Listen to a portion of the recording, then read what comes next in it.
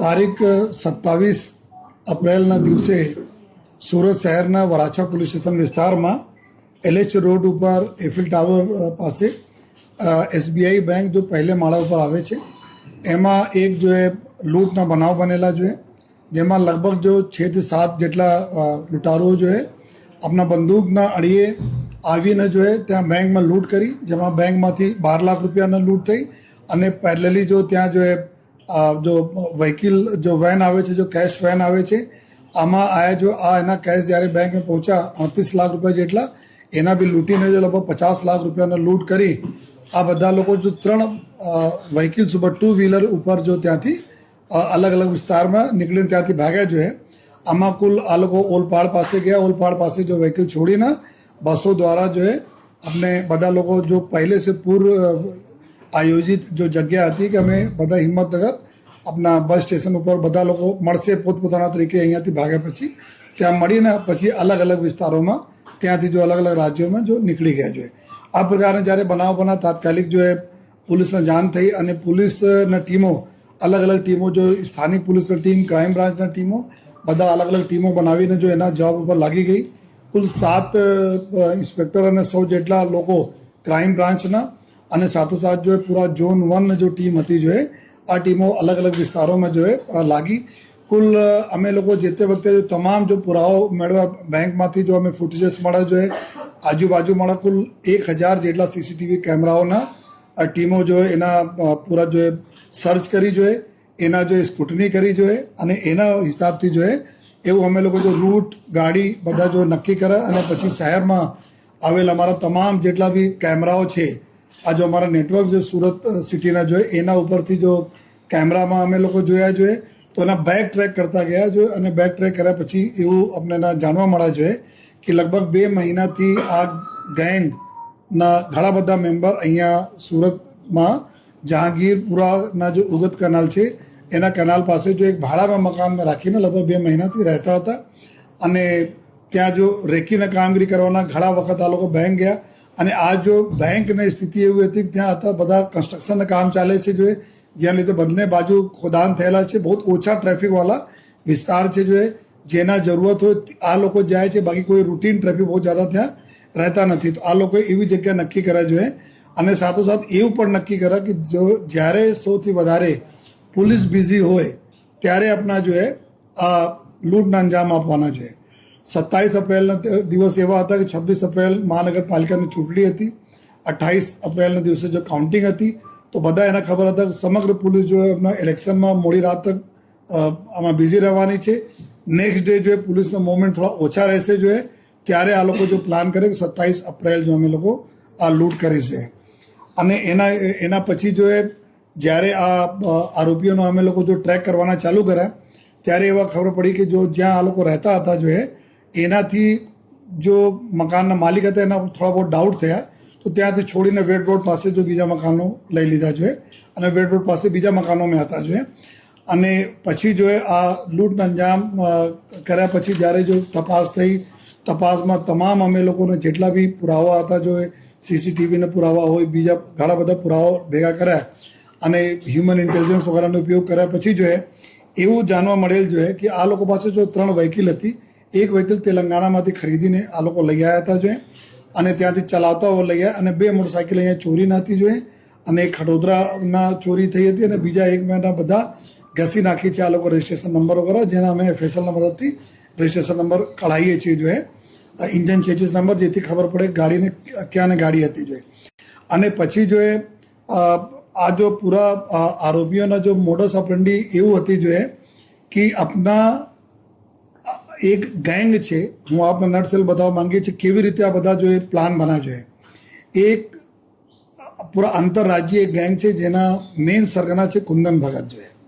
આ કુંદન ભગત અત્યારે પટનાના બેઉર જેલમાં સિરિયસ ગુનાઓમાં જો જેલમાં છે જો અને આ જ ગેંગના જો સરગના જો 2023માં દેહરાદૂનમાં જ્યારે ત્યાંના દેહરાદૂનનું મોટો ફંક્શન ચાલતા હતા, VIP વિઝિટ જે દિવસે હતી તે દિવસે જો રિલાયન્સના अपना जो है ज्वेलरी शॉप में जो आ लोग लूट करी थी 13 करोड़ रुपयाना लूट થઈ હતી. અને આ જ ગેંગના અમુક સાગરીત અહીંયા સુરતમાં જો રહેતા હતા જો આ લોકો એવું નક્કી કરે કે જેટલા બી લોકો આ પ્રકારના ગુનાઓમાં સામેલ હોય અલગ અલગ જેલોમાં એકબીજા સાથે કોન્ટેક્ટમાં આવ્યા હોય આ લોકોને કોન્ટેક્ટ કરીને ત્યાંથી અહીંયા સુરત મોકલવાના ચાલુ કરે છે જેથી જ્યારે બધા ગેંગ મેમ્બર અહીંયા ભેગા થયા તો એકબીજાને કોઈ ઓળખતા પણ નહીં હતા એકબીજા બારેમાં વધારે કોઈ જાણતા પણ નહીં હતા અને ટૂંકા નામ જાણે ગલત આ લોકો પછી જો આધાર કાર્ડ વગેરેની ડિટેલ અમે લોકો મેળવી આધાર કાર્ડ બધા મધ્યપ્રદેશ બનાવવામાં આવેલા છે બધા ખોટા છે ફેક છે આધાર કાર્ડમાં ફોટો એની છે બાકી કોઈ પણ ડિટેલ આ લોકોનામાં ડિટેલ નથી જોઈએ તો ગેંગના મોડસ ઓપરેન્ડી એવું હતી જોઈએ કે આપણા અલગ અલગ રાજ્યોના જો એકદમ ક્રિમિનલ છે જો આ પ્રકારના ગુનાઓમાં વેપન આર્મ્સ એક્ટ લૂંટ ડકૈતીમાં સામેલ હોય એના કોન્ટેક્ટ કરીને અહીંયા મોકલે અહીંયા એના જો માણસ હતા જોઈએ આ માણસ બધાને લેવા જાય અને લઈ આવે અને પછી સાથે રાખે જોઈએ અને જેટલા જરૂરત છે એટલા જ પરિચય એકબીજામાં કરાવે એકબીજા સાથે અને ટૂંકા નામ આપે જોઈએ અને એક વ્યક્તિને 4 5 નામ તરીકે હોય ઉર્ફે જેથી કોઈને સાચું નામ એના ખબર નહીં હોય કોણ ક્યાંના રહેવાસી હોય આ બી આપસમાં આ લોકો વાત નહીં કરતા હતા તો એકદમ પ્રોફેશનલી બધા લોકો ભેગા થયા ફેક આઈડી બનાવી ભાડા ઉપર એક જગ્યાએ મકાન લીધા જોઈએ રેકી કરવા જાય વારંવાર આ બેંકમાં ઘણા વખત ગયા બેંકના તમામ એમ્પ્લોઈઝ જેટલા છે આ લોકોના ફોટા બી એના પાસે છે જોઈએ ક્યારે શું મુવમેન્ટ થાય છે કઈ રીતે થાય છે આ બધા બી આ લોકો જોયા જોઈએ પછી જોઈએ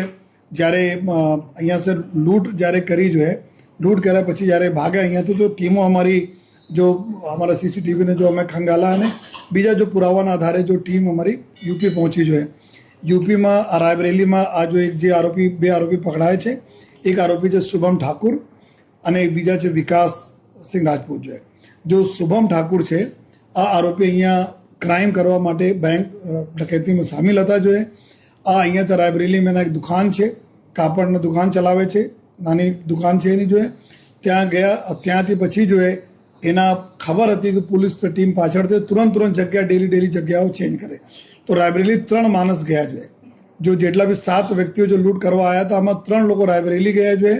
રાયબરેલીમાં એક દિવસ રોકાયા બાકી 2 માણસો ત્યાંથી અલગ થઈ ગયા આ શુભમ ત્યાંથી ચેન્જ કરીને આપણી જગ્યા ગોંડા ગયા જોઈએ પછી ગોંડા છે પછી ત્યાં અયોધ્યા ગયા જોઈએ અને અયોધ્યા પાસે જ અમારી ટીમે જે યુપી પોલીસના મદદથી જોઈએ અમે ત્યાંથી જોઈએ એના પકડાયા જોઈએ અને વિકાસ રાજપૂત જો એના આશ્રય આપતા હતા જોઈએ જો એના જો સગવડતા ઊભી કરી કે એના ક્યાં જોઈએ એના રહેવા માટે જો વ્યવસ્થાઓ કરી અને ત્યાં પકડાય અને 98,000 રૂપીઝ આ જો લૂંટના પૈસાના જો ડિસ્ટ્રીબ્યુશન પછી થવાના હતા એમાં અત્યારે ખર્ચા પેટે જો એના ઓનલાઈન 98,000 રૂપીઝ જો શુભમના મળ્યા જેનાથી 93,000 રૂપીઝ એના પાસેથી રિકવર કરવામાં આવેલા છે 3 મોબાઈલો રિકવર કરવામાં આવેલા છે આ 2 આરોપીઓ જો આપણે પાસે લઈ આવ્યા તો વિકાસ એના આશ્રય અત્યાર સુધી જો પુરાવા મળ્યા છે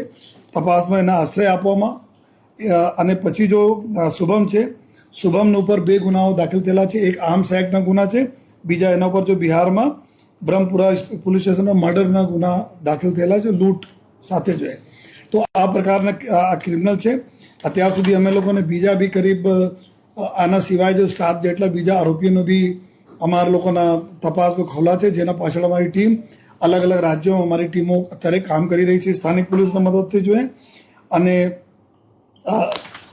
અત્યારે જો અમે જો તપાસમાં બીજા જેટલા પુરાવા મળતા જાય છે એના આશ્રય કોણ આપતા હતા કેવી રીતે લીડ હતી એના ઉપર પોલીસની ટીમ કામ કરી રહી છે ક્રાઇમ બ્રાન્ચની ટીમ લેકિન એટલા છે કે જો આ કુંદન ભગત જે છે આ બધા આ જ પ્રકારના જો અત્યારે જો બેઉર જેલ પટનાના જેલમાં છે અને એના ઉપર જો સિરિયસ વેપનના ગુના અને ડકૈતીના ગુનાઓ જોઈએ બીજા આર્મ્સ એક્ટના ગુનાઓ આ પ્રકાર ઘણા બધા ગુનાઓ એના ઉપર દાખલ થયેલા છે એના બી ટીમ અમારા જો ટ્રાન્ઝિટ રિમાન્ડ ઉપર જોઈએ લેવા માટે બી ક્રાઇમ બ્રાન્ચની ટીમો બિહાર ગઈ છે જો એના ટૂંક સમયમાં લઈને આવશે અને ફર્ધર જોઈએ જેટલા બી જો આરોપીઓ છે એના ઉપર બી ટીમો અમારી કામ કરી રહી છે અત્યાર સુધી લગભગ 100થી વધારે માણસો અને 7 અમારી અલગ અલગ ટીમો અન્ય રાજ્યોમાં કામ કરી રહી છે અને ટૂંક સમયમાં બધા આરોપીઓનો ધરપકડ થશે અને બાકીના જેટલા મુદ્દા માલ છે એના બી રિકવરી કરવામાં આવશે